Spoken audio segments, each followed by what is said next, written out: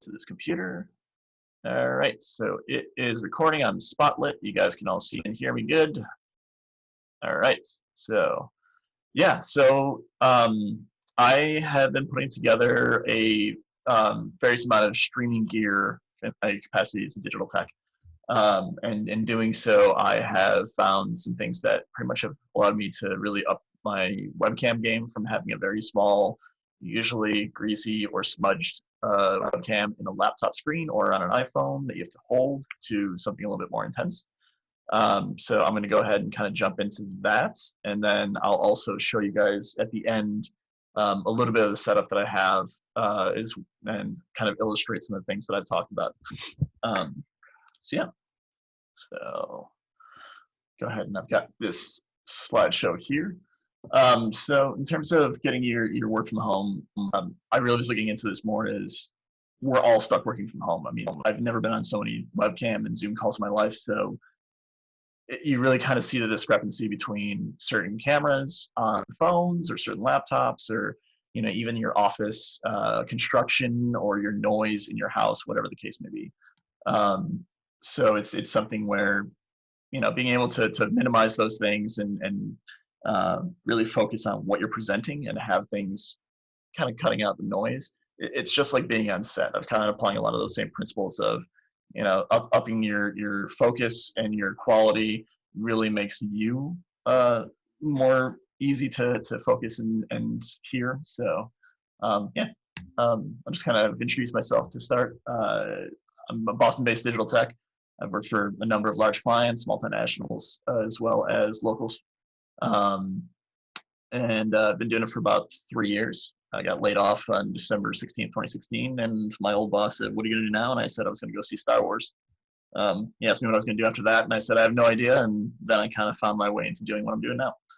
I've got a full kit, so that's where a lot of the toys that I'm using to present this have come from or are born out of.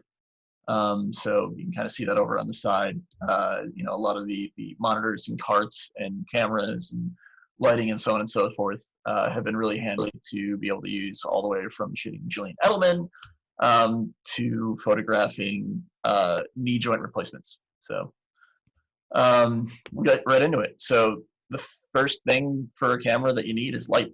A lot of times, I think you've been on calls, everyone has so far, that you've seen people that have kind of been spotlit, or the camera quality has been really noisy and kind of all over the place. And that's a lot to do with the smartphones and iPads and computer cameras. They're all automatic. So as soon as you put that bright source behind you, it's going to turn you into a silhouette. So one thing to just start off with is don't have a window behind you. Another thing is just to not have lights in the ceiling in view as well. You can see that, the bottom right there, having those lights there, they just have this big blown out hotness, and the camera kind of freaks out and is trying to figure out what exactly it should do. So one thing that I've done is I bought myself a small LED light panel. I've got that mounted to the top of my camera that I'm using right now to present to you guys. And I've got that one right up there. And then I also have repurposed one of my photo strobes with the modeling light on to kind of put a pleasant glow over there. But if I turn this guy off, you can see that I kind of get this raccoon lighting, and I've got, if I didn't have this one on as well, you can even just see my eyes are a little bit dead. It's not really as pleasant. So a lot of the same principles, for a lot of folks here who are photographers or stage lighting folks, they all still apply. And even with your phone or your iPad or your computer, these will greatly benefit you in just kind of thinking about typical portrait lighting, whatever else. You can use like an Octabank and whatever else you have with modeling lights and strobes that are kind of gathering dust or whatever else right now, and have the same good quality. So the LED panel that I bought, I've put over here into the slideshow. I'll bring that back up. So if you take a look at this guy right here in the middle, that's the one I have. You've got a diffuser, you've got some color filters, which I don't really care about. I was more interested in the hot shoe mount and the swivel, and the fact that it is color adjustable. So if you have tungsten overhead lights, similar to the ones that I have in my office, then it's really, really handy to be able to dial it down to 3800 degrees Kelvin. If you're using windows in front of your camera, and you've got sunlight coming in as your main light source, but you just want to accentuate something, it's really nice to be able to kind of dial it more towards a bluer 5500 Kelvin. The light right here in the middle, the larger light panel, I've been getting a lot of emails from the Mac group. I'm not affiliated with them. I have a lot of good friends who work there, but don't sort of get any sort of referral or commissions. But the middle panel right there also has dimmable so you can dial it up and down. I believe it's got color changing abilities. You can use photo gels over the top, and you get the same sort of effect as being able to match your ambient light color. And then right there on the left is the good old standby of the clamp light. The Home Depot clamp light is something that probably a lot of photo and film kids will recognize, in that you probably get handed one during your first week of class and are told, go make something and make it look good. I absolutely love that one. I actually have one here. I'll turn off my screen share again. So I'm going to turn off my LED light, and I'm going to turn on my clamp light.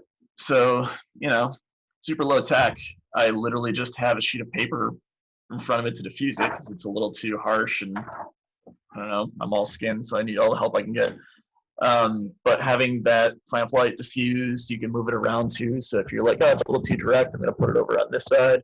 And then all of a sudden you've kind of got a nice little edge light, short lighting scenario going on. So you can really play around with your angles and your lighting position to really step up your game. I mean, just by turning that on and moving it around, this already looks better than, the typical under nose camera position. So let's go back to the screen share here.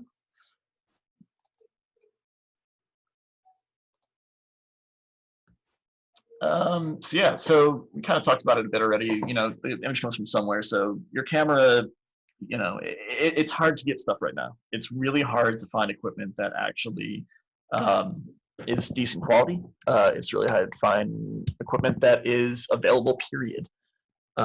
So it's one of those things where work with what you got. There's a reason why cell phones have been upgraded and they've been coming out with new versions every year, and iPhones these days are taking better pictures than anything that we've seen in the last 20 years worth of big clunky DSLRs or film cameras. You probably already own one. And there's a lot of accessories that are pre-made for them, especially the iPhone. I mean, there's a ton of these, clip-on lenses and clip-in lights and clip-in microphones. But along those lines, it's a compromise. The cell phones have small sensors. Everything's got to fit in a package that can go in your pocket. So the sensors that are in there aren't the same ones that are in your DSLRs. They're not in the same size as the dedicated webcams. Dedicated webcams are made to be webcams, so they are optimized and designed around that fact, whereas phones are designed to take phone calls and browse the internet and order Grubhub and everything else. The other thing is your cell phone's kind of hard to hold for hours on end, so if you're going through a lot of calls all throughout the day, it's off on your wrist, and then propping it up is kind of a pain as well. That being said, they have a lot of stuff that are out there right now. Benro, again, is one of the companies that I've seen, but if you go through Amazon and type in cell phone holder or iPad holder, there's countless options. So yeah, I mean, again, I just kind of come back to it, this isn't rocket science. Just putting lights up alone, it will make everything easy, and we can apply the same things in photos like this or any of the large productions we've been on to get the same sort of quality results. So yeah, the accessories I talked about, having just like a desk mount. So the one on the bottom left is from Me Photo.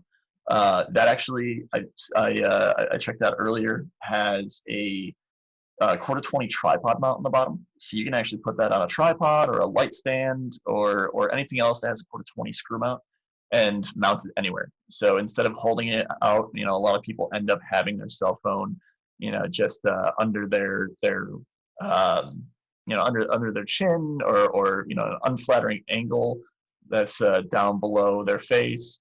Having it down here, all of a sudden you're looking up your nose and you're seeing if I didn't get all my whiskers shaving and everything else. It's not nearly as nice as having a little bit higher. It's the same. Like I said, a lot of you guys are photographers. Having the camera up a little bit higher, pointed down, you get a more of a flattering effect and a flattering angle.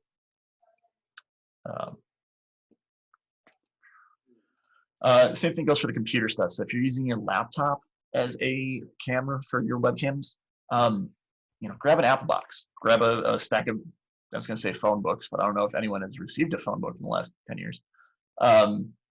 Anything, stack of books from your library, whatever, just to kind of prop that up.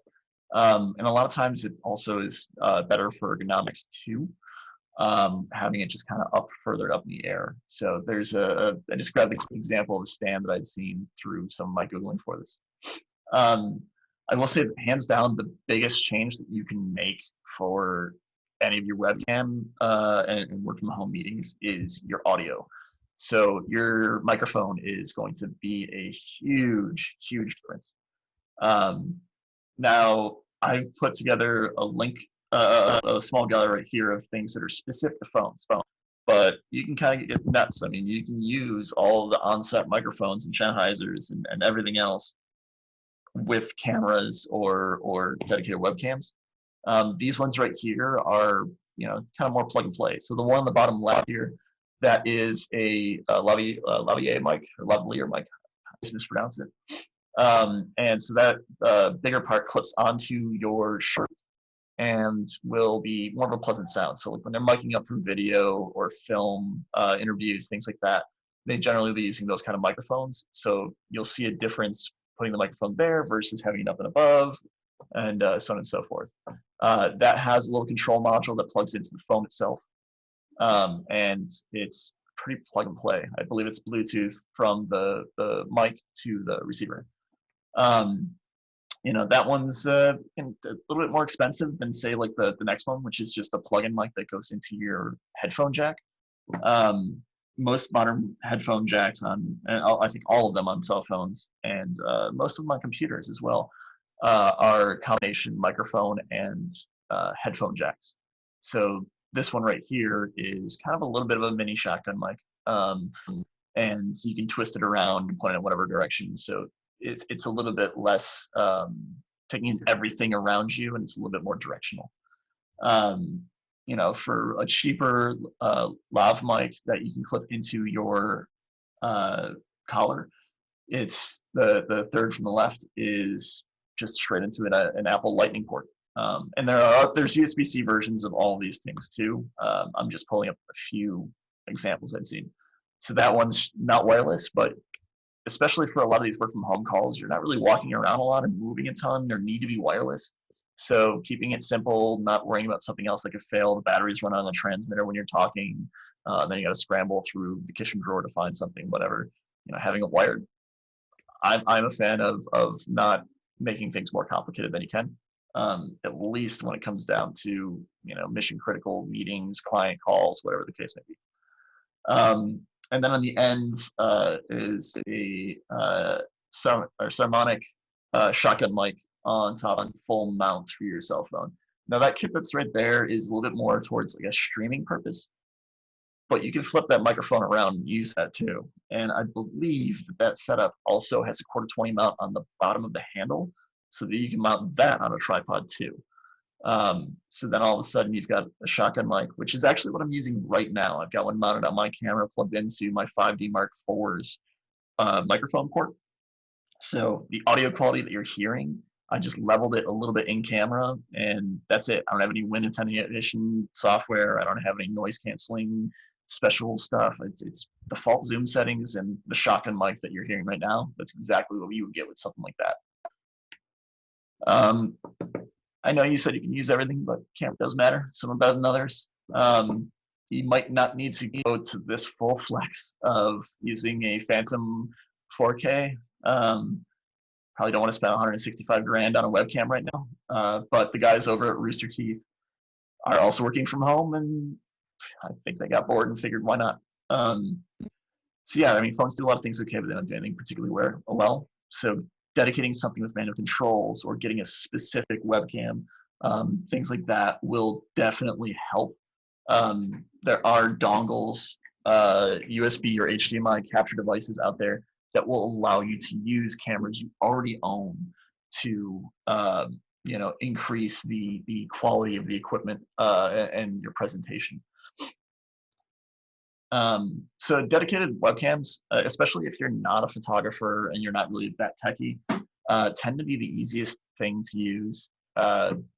They plug in, they're supposed to stream, they're supposed to be used with Zoom, Skype, Facebook, Messenger, whatever your chat client might be. And for the most part, they're plug and play. There are higher end versions. So a lot of the ones I listed here, they're $100 plus to $200 that I'd seen so far last night, and like my last price check. And so, some of these will have manual control. Some of them will be 1080p. Some of them, I think there's actually a few 4K options. And I think I've got a slide in here about 4K, but just in case I don't, it's not something that you really need for a simple webcam. 4K is a lot of bandwidth. It's a lot of data. And especially if you're sharing your internet right now with your roommates, your husbands, your wives, or your kids, whatever the case may be, you're pushing through a lot more data from a lot more sources. And then when you try and add in 4K to it, you're probably going to start seeing a degradation in quality as it is. So 1080p, I mean, I'm on a 1080p stream right now, and that's pretty much good as for me. This is kind of what started off a lot of my research, is this USB to HDMI devices. Gaming streamers have really popularized this and made this technology really, really stable. It's not like it's something that 4 years ago was really, really tough to make work, and there's a lot of hackneyed software workarounds, whatever. Like, a lot of this stuff is literally plug and play. The device up in the top right corner is a Elgato Cam Link. I had the 4K version. I actually just returned it. I found a few other devices that are more cost effective and give the same results, that are no longer in stock.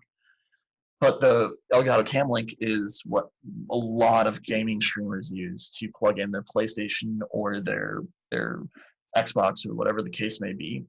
However, if your camera has a a HDMI out, and it provides clean HDMI, so there's no information displayed over the top of the image, like exposure information or your shutter, aperture, your sound levels, whatever the case may be. If you can turn all of that off, you can use pretty much any camera in there. I've got a GoPro here, and I've got my 5D Mark IV.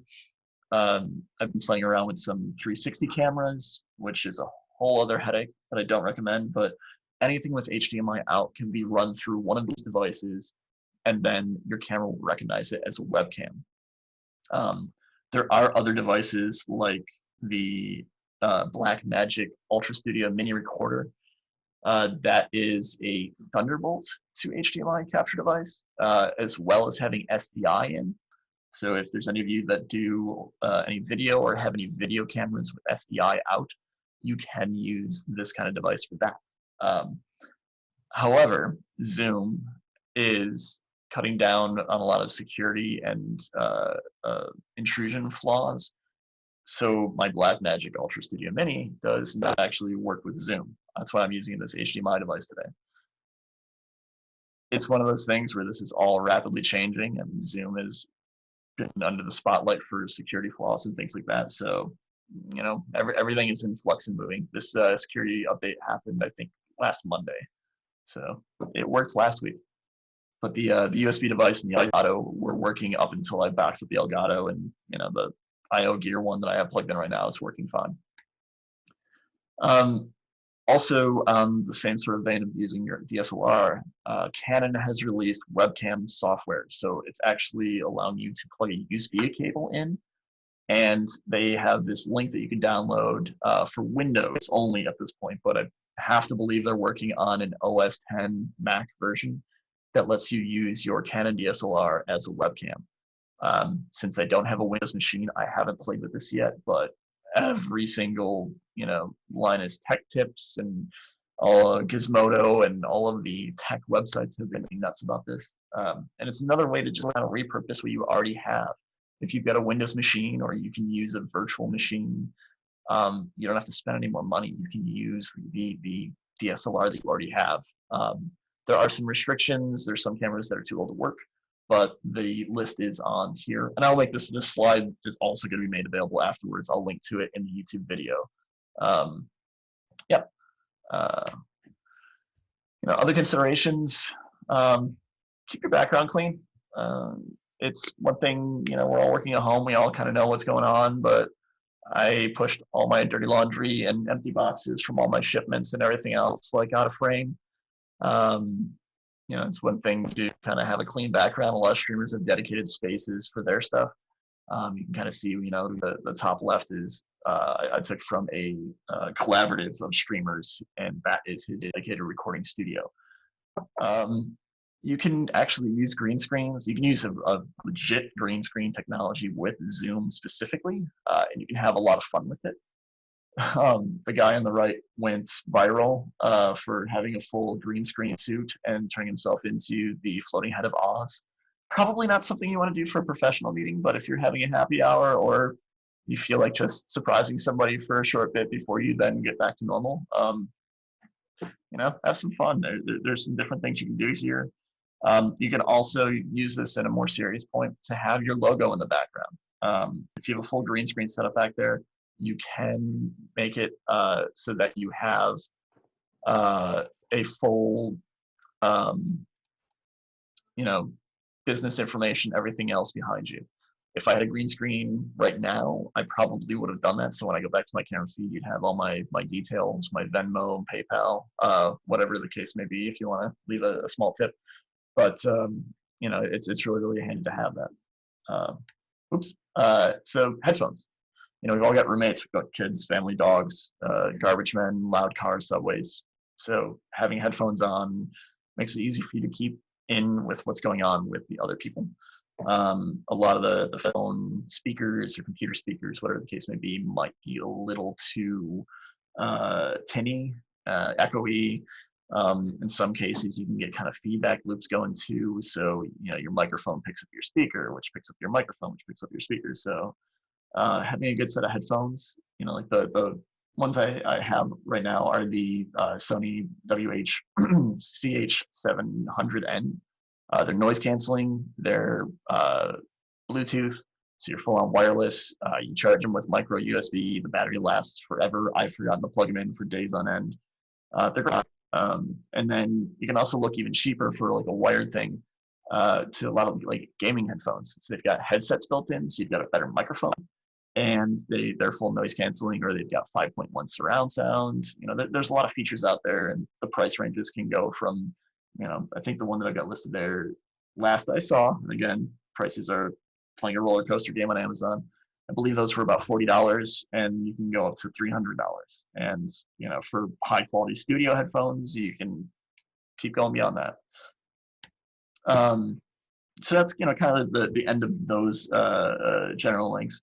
I've got some stuff here on this slide that I will share in the YouTube video that has a friend of mine, Matt Hill. He works at the Mac Group as well as the National Parks at Night. So he does a lot of webinars about outing and shooting and things like that. He's got a dedicated space, and he shared a lot of tips. I watched this webinar the other day, and he was talking with somebody who was in New York, and they were discussing the differences between their setup. So there's a lot of links from there. A lot of the stuff that I linked to you from earlier is actually in the home base kit from Sarmonic. So a camera stand for your phone, the little miniature shotgun mic, all those things come together in these different kits. So if you're looking for just kind of a one-stop solution for your iPhone, that's kind of the way to go. So yeah, I'm going to turn off my screen share. My one light did turn off. So I have the one thing with battery lights, and these are Profoto B1s, is your batteries may die. And I haven't actually charged my B1s since all of this stuff happened and we stopped working. So yeah, but what I will do is I'm going to share my video, and I'm going to kind of do a little miniature walk around. Let's see if I can do this a little bit easier here. Preview on that screen. Share screen. All right, so I've got I've got an iPad plugged in right now, and I'm just using the camera on this to kind of walk around. So we talk about kind of keeping your area clean. This is what's out of frame. But this right here is my specific setup. So this guy right here is the USB to HDMI device, and that just goes right into my Thunderbolt 3 dock, and I got my laptop plugged in underneath my desk over there. And then it's an HDMI cord that goes up to the camera. I've just got this mounted with a Photo Magic arm to my desk. And then you can see that I've got a Rode Video microphone right there onto a 5D Mark IV. And I dig it a little fancy. I've got an AC adapter plugged in. So that's this guy right here. So it replaces the battery and goes right into the wall. So you can just run this camera for hours on end and don't have to worry about the battery dying. HDMI video does, constantly have your sensor going. So it does heat up and it does, drain batteries really fast. But I'll zoom a little bit here. We'll try not to get you guys too seasick. It's tough to see, but so the HDMI, whoop, oh, that's what I get for touching things. Sorry, guys. So the HDMI cord is plugged in right there, and then the Rode microphone is plugged in right up there. Now, the one I got is super, super simple. There's no sort of like leveling or split channels or anything else on that microphone, but they come with a windsock. So, any sort of like buzz or hum, or the house I live in is very drafty and old and has a lot of windows that rattle and so on and so forth. It kind of cuts down on those.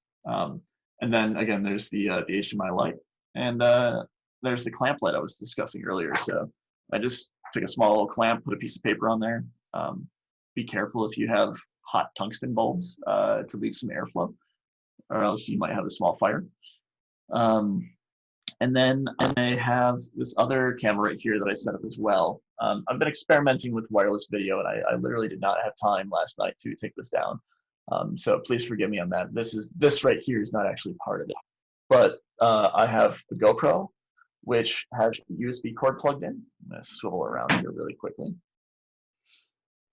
So you can see there's a GoPro USB cord plugged in, and there's also a FireWire cord coming out. Now, if I stop the screen share, I can actually unplug my main camera and plug the GoPro in, and I'll actually be able to use that camera source. So bear with me a second. This is actually going to change the microphone too. So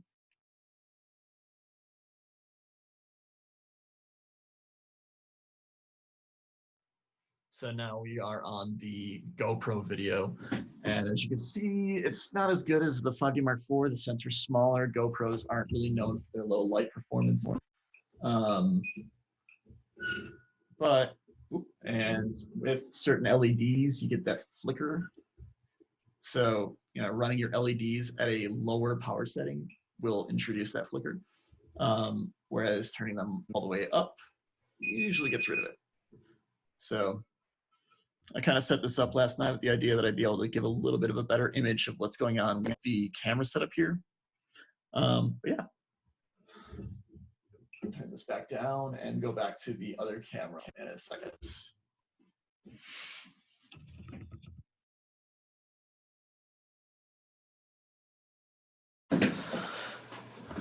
All right. Yeah, so there's a lot of options you can do here. Mounting options, I didn't even cover a lot of those, but let me refocus myself. So the other nice thing about having the DSLRs is you can focus and have a higher quality image. You can zoom in a bit, so my background's a little disgusting. Maybe you just kind of cut some of it out.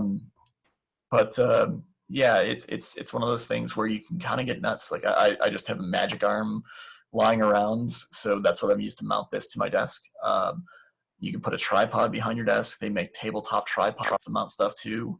Um, they even, you know, can attach things to a full pipe and run it across the back of your desk to 2 different stands, so that your high-end camera looks like it's in the same spot as a MacBook Pro's webcam.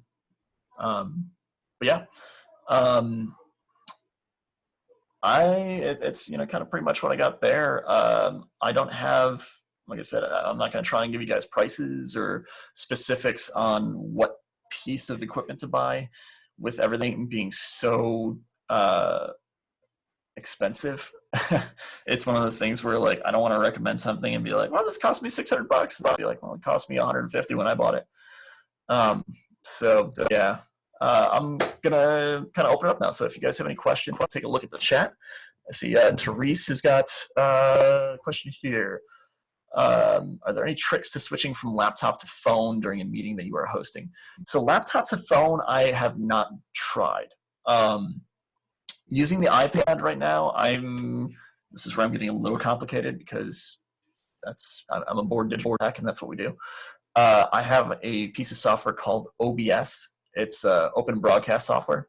And when I start OBS, it lets me take the camera from the iPad and use it as a video source. So for this video, the purposes of this, that's what I was able to use to kind of show things around. In terms of like a simple wireless setup to use an iPad or an iPhone back and forth, there may be plugins or apps out there. I have not experimented with any of those. I'm probably one of the few digital techs you'll ever meet who has a Droid instead of an iPhone, so I actually don't have a lot of experience in the iOS side of things. Let's see. Catalina, how exactly are you running the 5D Mark IV live? So it's the HDMI to USB adapter that I have. And I'll just kind of go back to that camera. So it's this guy right here. And again, as you can see, my messy desk. This is going back to proving that thing about watch what your background looks like. So yes, this IO gear USB-C to HDMI capture device. So that's just plugged into the HDMI port on the 5D Mark IV. Right there. And I just put the 5D Mark IV into live view, and it's good to go. And just a note about the clean HDMI that we had mentioned before. If I hit a few buttons here, excuse me, this is what I mean about clean HDMI. So some cameras, you don't have the ability to turn all of this stuff off. You know, I've got my exposure, I've got my microphone, I've got which mode I'm in, I've got my ISO and all that stuff on there. And it can get pretty cluttered. And some cameras, you literally can't turn any of this stuff off. So like this might not be the best option to have a histogram floating on top of your face during a lot of web calls. The GoPro has an option to do clean HDMI out as well as monitor. So that's more for a situation where you're connecting it to, say, a small HD viewing monitor, and you wanted to see all that information and focus peaking and so on and so forth. That could be plugged in right there and used there with not showing up in your recording. But for this kind of stuff, you definitely want to have clean HDMI out. Some cameras just don't have the ability to do it. But if you only have like one small thing down in the corner or whatever else, and you're not presenting or recording a webinar or whatever the case may be, it might be fine. Kind of really just goes with you know, what you're thinking. Any other questions for the chat or yeah? So on-set stuff, Ryan Jones asked, I know this is more about work from home, but would you be able to or willing to touch more on what you're considering for on-set situations? Sure. I'm not going to get too far into detail because a lot of it is still a work in progress. I think UPS is not happy about my lack of social distancing to my mailbox, but I've been buying and playing with a lot of different equipment. So having wireless HDMI transmitters and receivers on set. If you can see behind me there, I've got this tripod. It's on a set of wheels. I'm actually considering having an iPad clamped to the bottom of that this camera on top of it, everything running into a battery so that you can roll this around on set. it goes into a HDMI transmitter that goes back to the tech cart. I plug it into a device like the USB to HDMI or a Blackmagic ATEM Mini or another sort of switcher, and then you can actually teleconference with whoever. And then the iPad will be connected to Zoom or Skype or whatever separately, so that you can hear and directly interface and look at the person that you're talking to. I've also been considering. I have my innovative card over there. I'm buying a mast and riser setup to be able to mount a camera directly to that. So if we're moving around or have to make a quick scene change or it's a crew move, everything's kind of connected. I like having everything on wheels together so that I could just unlock my chocks and move rather than have like 6 or 7 stands all over the place. But then again, that would be the GoPro or whatever mounted to that, HDMI to USB into the computer, and then streamed out. On that note, for Ryan's question about being on set, this kind of broadcast, the setup is all part of something that I'm putting together for digital teching. So being able to do image review and spitting out one of the monitors to clients remotely so they can see things in decently high quality, and then also switch over to a webcam to be able to converse with the photographer. So we try and kind of keep people safe and distant, keep people home if they don't have to be on set, but still able to be with photo shoots. So it's all coming out of one thing and opening up a lot of venues for others. Any other questions?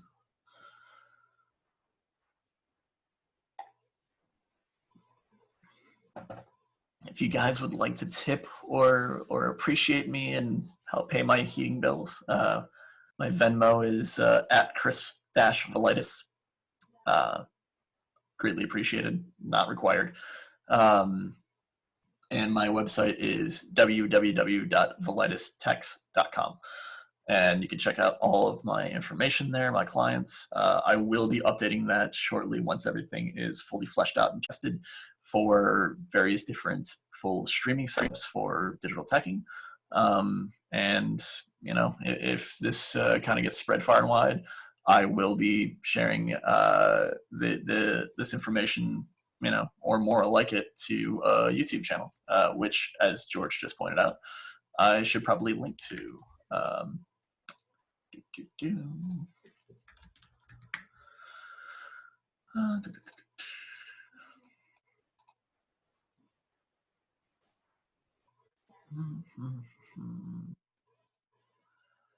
Let me get you guys the link.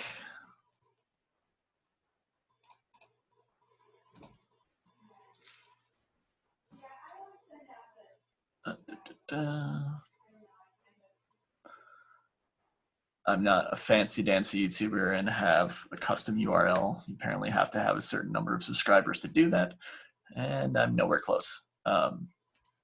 So I have put that YouTube channel in the chat.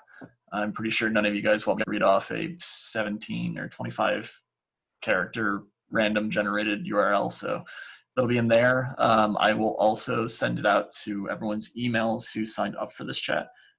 Sorry, I sent it to George only. Cool. All right, I sent the YouTube link to everyone. And I will send out via email. If you guys were given the link and I didn't send you an email directly, please go ahead and put your email in the chat. I will scrub all of those emails into a follow-up, and I will send out the YouTube link from there. Any other questions? I don't really have a whole lot of plans for today, so I have no problem talking to anyone about any stuff. Does Zoom natively allow one person to use multiple cameras? So sharing the iPad along with the Mark IV instead of cycling. I have not been able to find that. So that's one thing where if you look at Zoom's window where you've got your stop video button there, you really only can choose from one at a time. If you were to look at something like OBS and have a multi-split view sort of setup there. So you've got like a multi-viewer, like a full-blown video rig. You can have multiple cameras input there. You know, I've had the GoPro and the 5D Mark IV and the iPad all as streams set up at once. And you could stream or share the screen that has all of those up in OBS. I have been running into problems with that because there's audio delays. So if you're sharing, you know, your camera directly to Zoom, it's picking up the audio. It's not going through something else or whatever. If you're sharing through OBS on Mac at this point, and then trying to share screen to OBS, there's a delay because it has to then look at the shared screen and pull it in the Zoom. Your audio is already going through before your mouth starts moving. It's not really the best. Yeah, I'll put my Venmo in the chat. It's a very good idea, Ryan.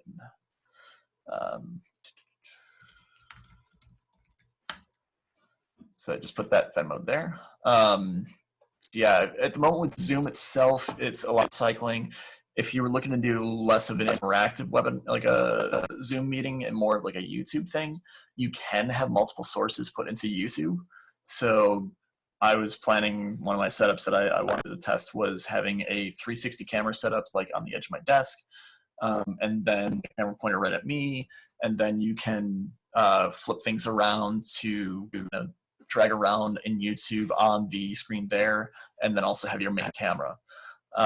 Picture in picture, as Brian points out here, you know, that's something that you can do with some hardware. So the Blackmagic ATEM Mini, or Atom Mini, is it's an HDMI switcher. You can put 4 inputs in there and 1 out to your computer, or USB out to your computer rather. You can do picture in picture, but the window's really small. So being able to find software workarounds is something I'm still trying to do to have a bigger image. So, you know, instead of being able to share just this screen, I'd be able to, and I'll demo it so you can see kind of what the problems are with it. So if I share desktop 2, so now you can probably see that there's a bit of an audio lag, but I have all my information at the bottom, and I can do picture in picture. So if I add a new video device here, I can put my iPad in here, and this is where you can kind of get really fancy, but you're starting to get into the level of having full-blown, you know, streamers, and it's something where for a standard web conference type thing, or a work from home or client meeting, things like that, it might be a little bit overkill. Going back to the thing about mounting iPads being kind of a pain. So yeah, so like this is just taking a camera feed there. So, you know, if I were say like a video game streamer, then I could put up one camera down in the bottom corner and have my video game feed up there. But again, because there's a little bit of an audio lag, it's not really the most, you know, optimal setup. There's virtual loop through devices and things like that so you can play with. But again, you just start complicating things, and there's software packages that don't get updated. Zoom sees them as security risks and cuts them out. It's one of those things where, you know, you can play with whatever, but sometimes it's better to just keep things simple.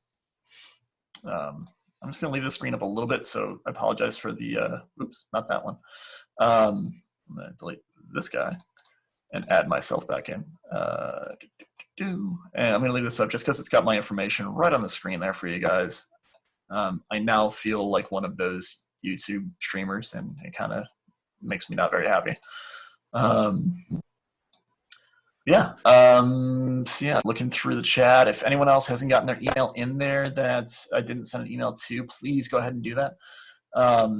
Any other questions? I should love to talk with you guys. I'll open it up to audio and stop recording. But yeah, thank you so much. Check out my website, www.valitestext.com.